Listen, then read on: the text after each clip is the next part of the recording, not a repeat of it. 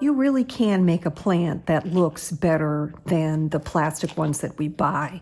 And it's not too hard. I think the snake plant is probably the easiest plant to make. And so I'm going to show you how to do that. I use this foam clay. It's just air dry clay is what it is. And it doesn't matter what brand or anything. I have white, so I'm going to need to put the green in there, and you can just fold in, squish in a bunch of paint and it'll turn it green. If you have green, obviously that's great. As far as paint is concerned, you're going to need green, and you'll need kind of a deeper yellow. And this one I think is just yellow ochre. So these came from the dollar store, as you can see. They're not labeled in terms of what their size is, but they're about 1.5 centimeters, which works out to be like a little over 1/2 inch, but I don't see that on here anywhere, but that's what I'm using. What you need basically is a bead that has a big enough hole to put the leaves in. Okay, now if you want a smaller plant, I bought these on Temu, and these are only about a 1/2 centimeter. Let's see, no, they're 1 centimeter, I think, and they have a really wide mouth to them. I like those for that reason. So you can make smaller plants as well. Some Mod Podge, it doesn't really matter if it's semi-gloss or gloss. I don't really find that it matters. Your Exacto in a paintbrush or a toothpick or something like that. So that's what you need to get started. What I'm going to do now is I'm going to go ahead and color some of this clay green. And of course, you don't need very much at all. I mean, gosh, that's probably way more than I really need, because what we're going to do once I do that is it's just flatten this out. And so, you know, a ball about so big, that's about what you're going to need. So you might notice this is not exactly the color that I would want a leaf to be. But the reason I put the paint in there is so that I don't have to keep doing a lot of coats of paint when I go to paint the leaves.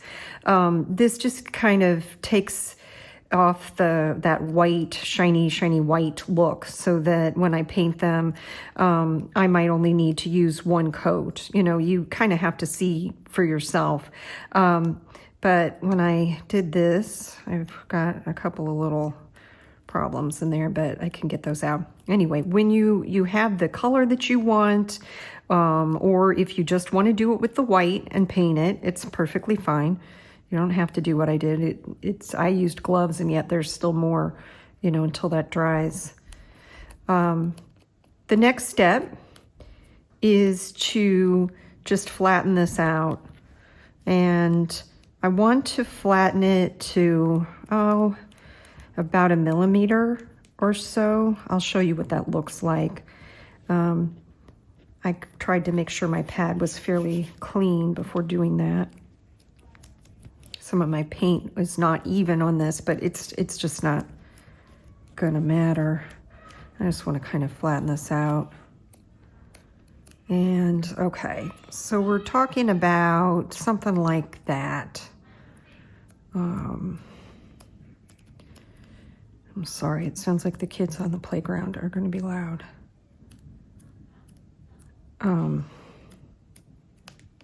About like so. I've got a bad area here where I left some stuff. You're going to want a nice piece. I'm not going to go in that part. And I just want to kind of flatten it out. And you notice it doesn't stick to itself. You know, I don't want it super sticky. I want it to be this consistency. This is really what I'm looking for. And this thickness. Okay, so we have our bead. I'm gonna grab an Exacto here. Grab the old Exacto. Now, what you can do is you can give yourself like a top by just kind of cutting a straight line or cutting off a piece and just giving yourself like, oh, this will be the top. And this cuts with the Exacto, not perfectly, but it does pretty well. And so like this gives me just a way of being able to gauge how long I'm making my leaves. In general, you know, you can hold this up here. We probably want to keep the leaves under, let's see here. You need you need part of your leaf to go down into what is your pot, which you could paint, by the way. You could put, you know, like little flowers on the side, or you could, you know, paint it white or whatever you might want in terms of a planter. This is what I chose. I thought it would work okay. And so back to this. And I probably don't want anything longer than that. So if we look at this, I'm determining it to be, I can give you a measurement, and we can do that if we want, no more than 3.5 centimeters tall. And that would be like your tallest one. So this takes sometimes a couple times to go across to cut. Okay, now it's not hard to make these leaves. This is why I wanted to do a snake plant, because really all you have to do is you want to point at the top. If this is the top, you want to point, and then just go ahead and cut kind of a vague S shape, shallow S shape. And it'll move around and be annoying, I know, but that's not going to matter, because I'll show you how to clean that up. So here's your piece. This will be my longest one probably. I cut the tip off by accident, looks like. No big deal.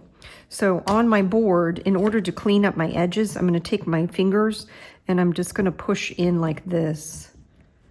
And I can push them in from the side to clean up the sides, and then push down on the top to clean up the top, and then peel this up, and I can continue to work it until I feel pretty good about it. Since I accidentally cut off the little pointy part, I want to bring that back. But I have kind of a little, looks a little bit like an eel or something like that. And vague S shape, you know, kind of a shallow S. And that works pretty well, I think. So then what I'm going to do next is I'm just going to cut, I'll continue to work on this a little bit. Looks like I have some rough edges. I'll get it all the way that I want, nice and smoothed out.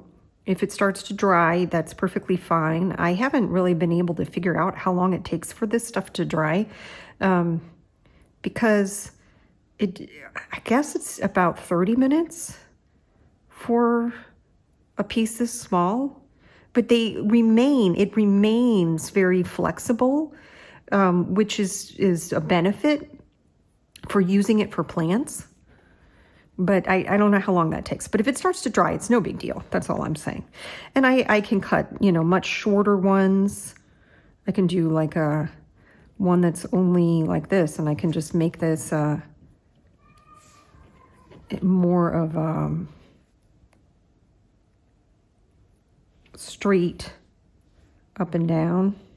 Well, it's bowed a little bit, you know. So like this could be my shortest one. This would be very short actually. And I clean that up, put a point on that. See, this one will be very short because if I test it, I'm gonna put like a little bit of clay in there, but that's pretty much gonna be my shortest one. I can definitely tell, see. And I just messed around and I just kind of cut slightly different shapes and sizes, and cut more than you think you're going to need, more than you think it's going to fit in here. And I'll be right back. I made way more than I'm going to be able to fit into this little hole here. I realize that. Something that I didn't mention, but you can try, these are still not dry, but you can twist these and put like a little bit of a twist in a couple of them. or one of them, or however you want, because they do that sometimes. The real plants do that. You can manipulate this all different kinds of ways. You know, you can look at the thumbnail, or you can look at, or you can just Google, you know, snake plants and look at them to see all the different, you know, variations that they have. I'm going to, even though this is not quite dry, I just want to show you how easy it is to paint these. So I'm gonna hold down at the bottom. I'm not going to have to paint the bottom because I'm going to be putting it in there. And so this takes the paint just really nicely. It takes it very easily.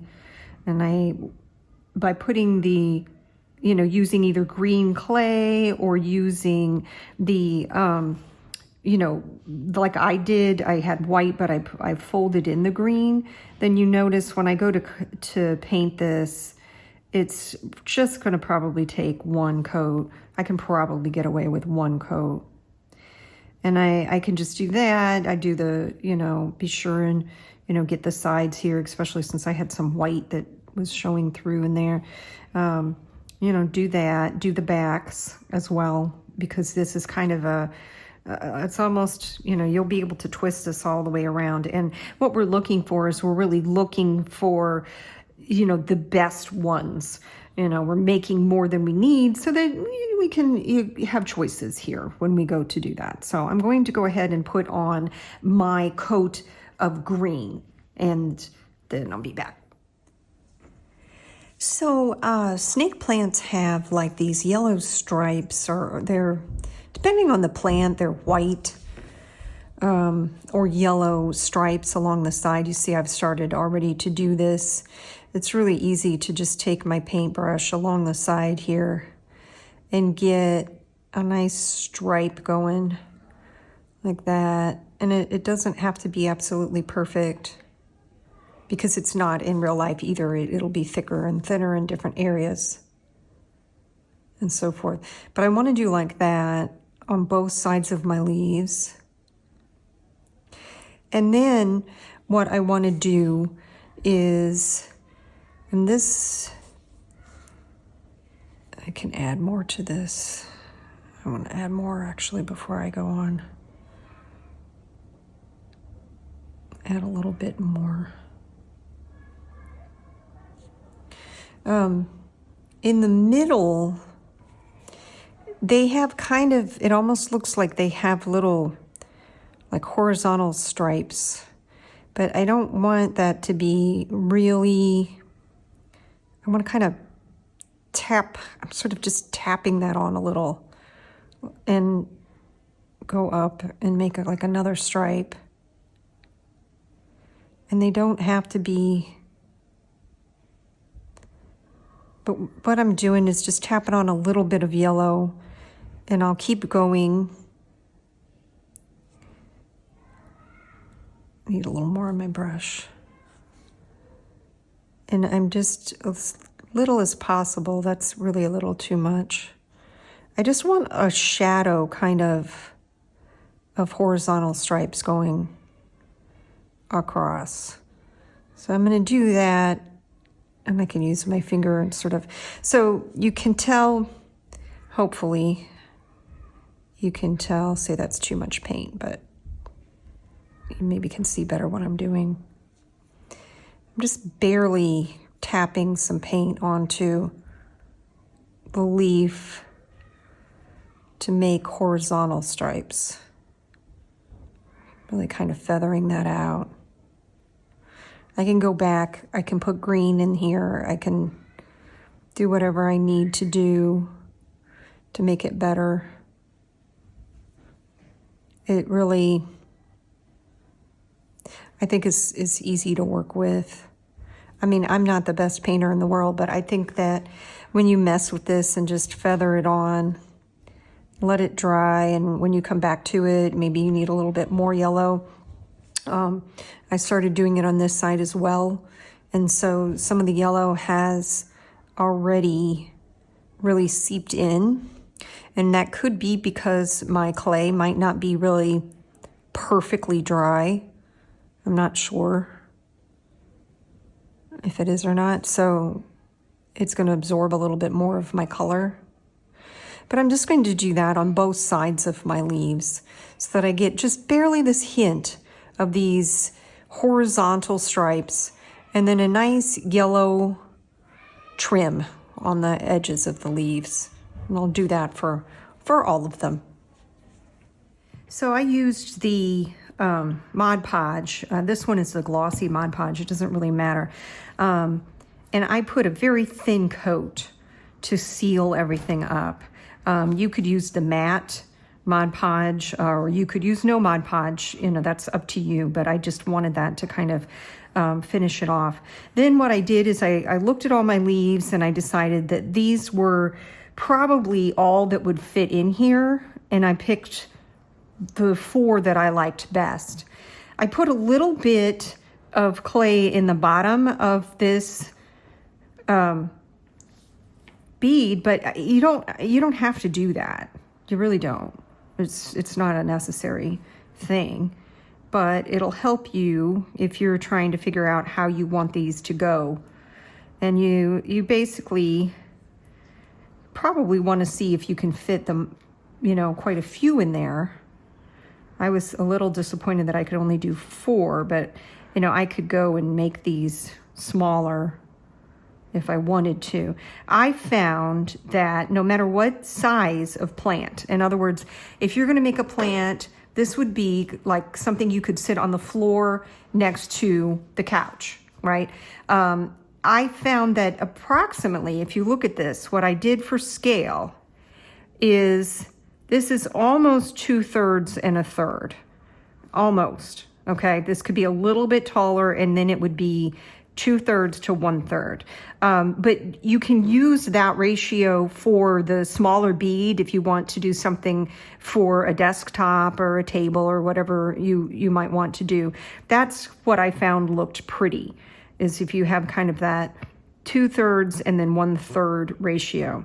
So what I'm going to do is I'll get these to look the way that I want.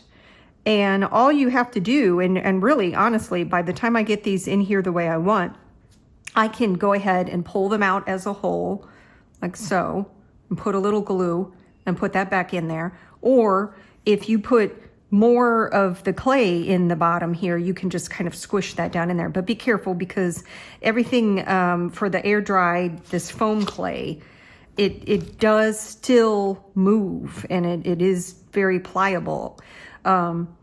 But I'm going to arrange this and then I'll be right back. So this is what I settled on. I think that looks pretty realistic. I like this better than plastic. You know, I think we can paint better than just buying the plastic, which may or may not be in a half scale size, you know. So I like this foam clay for this. I think that it looks much better than that. But thank you for watching, and please don't forget to hit subscribe. Bye-bye.